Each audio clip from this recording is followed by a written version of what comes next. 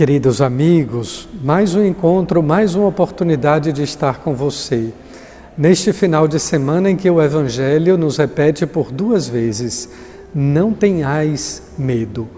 O contrário, o antônimo do medo não é a coragem, é a fé. Nós somos homens e mulheres de fé, não temos medo porque confiamos em Deus. O cristão não vive apenas de sonho, não vive somente ou apenas de utopias, ele vive de esperança, uma esperança que é cultivada pela fé e alicerçada no amor. Um grande abraço e a minha fraterna saudação a todos de paz e bem.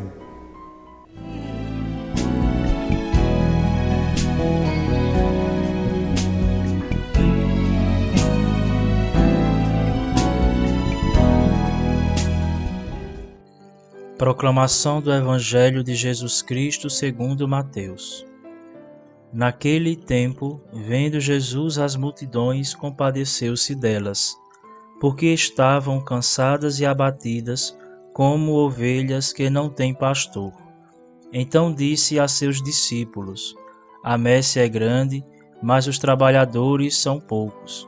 Pedi, pois, ao dono da messe que envie trabalhadores para a sua colheita. Jesus chamou os 12 discípulos e deu-lhes poder para expulsarem os espíritos maus e para curarem todo tipo de doença e enfermidade. Estes são os nomes dos 12 apóstolos. Primeiro, Simão, chamado Pedro, e André, seu irmão, Tiago, filho de Zebedeu, e seu irmão João, Filipe e Bartolomeu, Tomé e Mateus, o cobrador de impostos, Tiago, filho de Alfeu e Tadeu, Simão, o zelota, e Judas Iscariotes, que foi o traidor de Jesus. Jesus enviou estes 12 com as seguintes recomendações: Não deveis ir aonde moram os pagãos, nem entrar nas cidades dos samaritanos. Ide antes às ovelhas perdidas da casa de Israel. Em vosso caminho anunciai: o reino dos céus está próximo.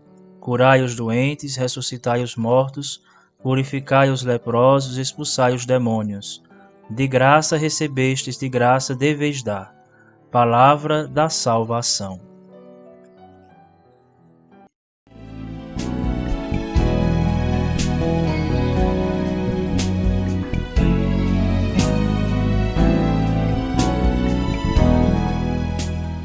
Então, queridos irmãos, no Evangelho deste domingo, Jesus se nos apresenta e nos revela a beleza da sua compaixão, da grandeza da sua misericórdia. Compaixão é aquele sentimento de estar movido de um amor pelo outro, um amor compassivo, não a pena, mas a compaixão de quem se debruça sobre o sofrimento do outro, de quem sofre com o outro.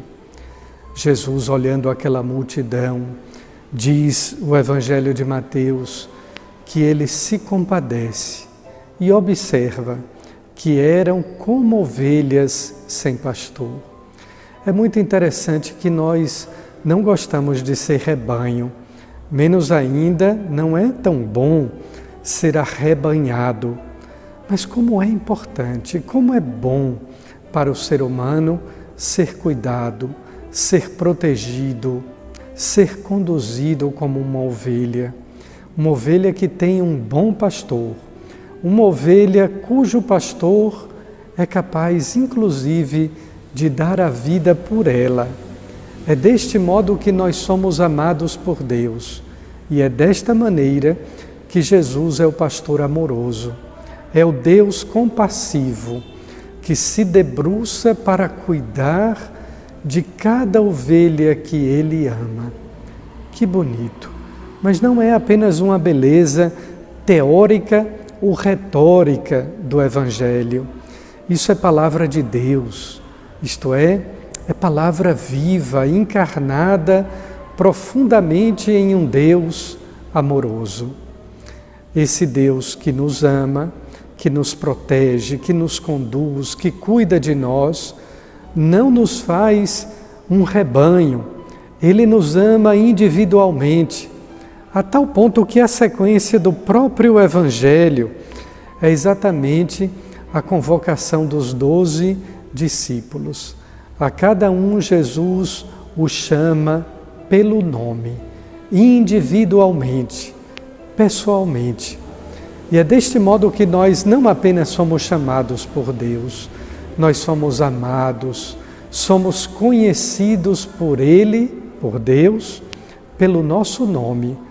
E é por isso que no batismo, na crisma, no matrimônio, o sacerdote ou diácono, ele pronuncia o nosso nome para expressar um relacionamento de amor pessoal com Deus. Repito, isso não é apenas algo muito bonito, lindo ou maravilhoso. É algo muito importante, essencial em nossa fé e em nossa relação com Deus. Imagine você, num momento de dor, de sofrimento, escutar intimamente em seu coração Deus pronunciar o seu nome. Ou como é tão belamente escrito naquela canção, naquele hino religioso, a barca, um daqueles prediletos do saudoso e querido São João Paulo II, quando se diz: lá na praia, tu me olhaste nos olhos, a sorrir, pronunciaste o meu nome. É assim que Deus nos ama, é assim que Ele nos quer bem. Ele pronuncia o nosso nome, Ele olha profundamente, fixa nos olhos do nosso coração. E dessa maneira também nos chama para uma missão, nos chama para um serviço, mas nos chama, sobretudo, para amar. E é dessa maneira que foram chamados, que foram amados e convocados para o amor os discípulos. Aquela multidão que estava abandonada, tal qual uma ovelha sem pastor, o primeiro gesto de Jesus foi encontrar alguém para conduzir. Isso é muito importante no relacionamento nosso com Deus. Às vezes nos sentimos até certo ponto esquecidos, abandonados, e eis que Deus manifesta um sinal, se revela através de um telefonema, de uma mensagem, de alguém que nos procura simplesmente para perguntar se está tudo bem, para saber como vai a nossa vida, ou então para nos aconselhar, para nos apontar um caminho que muitas vezes é uma saída em nossa vida. Nesses tempos de pandemia, é um tempo de angústia, um tempo de desespero e até certo ponto também um tempo de muito pessimismo, de caos econômico, financeiro, etc. E eis que no Evangelho desse domingo, Jesus, além da compaixão, do amor de nos chamar pelo nome, de cuidar, de zelar, de proteger a cada um de nós, Ele também nos anuncia uma grande esperança. Nós vivemos de esperança. O cristão não vive de sonho, o cristão não vive de utopias, o cristão vive de esperança. E a grande esperança do cristão é exatamente essa, o reino de Deus. E é isto que Jesus nos anuncia no Evangelho deste domingo, o 11º do tempo comum. O reino de Deus está próximo. Creia nisso. Esta é a grande verdade, esta é a grande verdade. Este é o grande presente, um reino, não um emprego bom, não um salário maravilhoso, não uma satisfação prazerosa deste ou daquele problema. Ele nos assegura, Ele nos promete, Ele nos concede o reino que nós pedimos diuturnamente quando rezamos o Pai Nosso. Venha a nós o vosso reino, Senhor. Eis que o reino de Deus chega, ele vem para todos aqueles que acreditam, para todos aqueles que têm fé, para cada ovelha, perdida ou não, mas para cada ovelha que se deixa amar e maleavelmente, docilmente se deixa conduzir pelo Cristo, o bom pastor. Queridos irmãos e irmãs, esta é a grande mensagem deste domingo, tão bonito. Se sinta amado, se sinta querido, se sinta olhado, cuidado e chamado por Deus. Lá na praia ou em qualquer lugar da sua vida, em qualquer espaço, em qualquer tempo, Ele olha em nossos olhos, nos seus olhos, e a sorrir também pronuncia com ternura, com delicadeza o seu nome. Siga-o, entregue a sua vida a Ele, e deste modo Ele lhe concederá também o que é de mais importante na vida do ser humano que tem fé, o reino de Deus. E agora fiquemos com a meditação tão bonita e singela do Papo de Cruz com a nossa amiga Lunara Aires.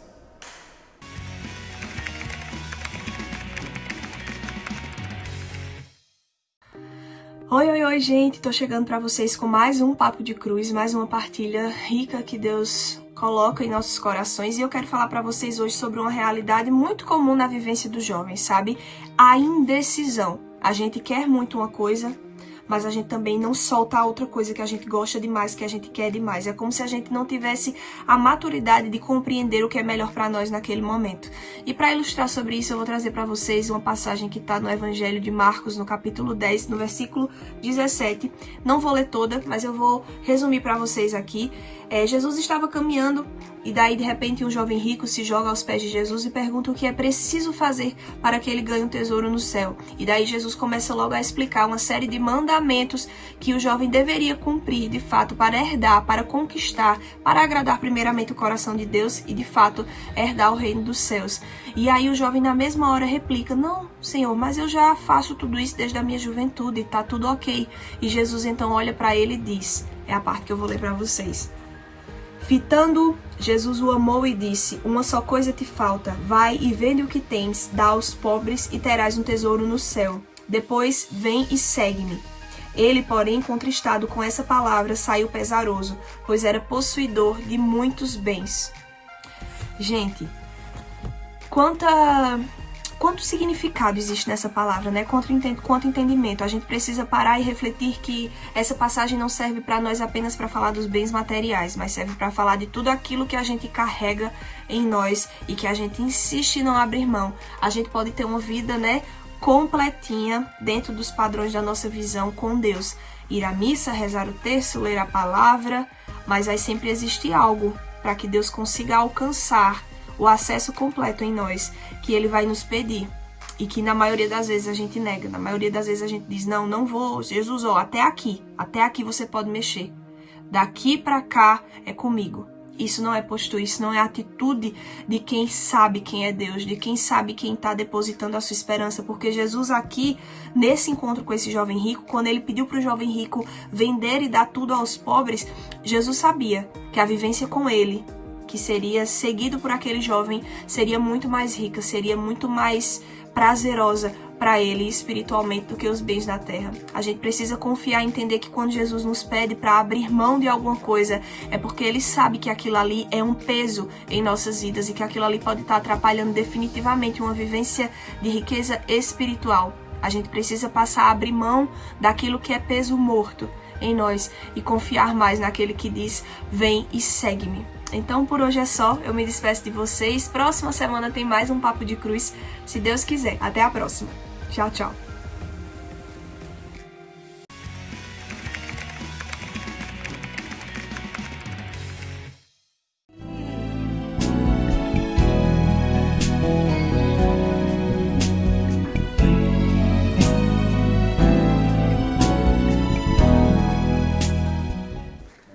Nesse tempo de pandemia, são necessárias as bênçãos de Deus em nossa vida, especialmente a bênção da saúde. Que Nossa Senhora das Dores interceda por cada um de nós, pelos nossos familiares, pelos nossos amigos e especialmente pelos médicos e enfermeiros que cuidam de tantos e tantos pacientes. Desça sobre vós e permaneça para sempre a bênção amorosa e protetora de nosso Deus, Pai, Filho e Espírito Santo. Amém. Um bom final de semana. Paz e bem e o meu abraço fraterno.